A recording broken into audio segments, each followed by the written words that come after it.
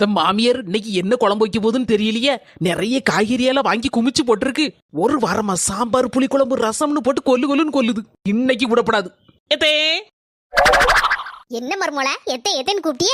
எதே இன்னைக்கு என்ன குழம்புத்தே வைக்க போறியா? எங்கே பார் பாவக்காவை வச்சு புளிக்குழம்பு. இக்கட சூடு வாழைப்பூல கூட்டு. எதே உங்க மொவா ராதிகா வாரேன்னு சொல்லியிருக்காத்தே.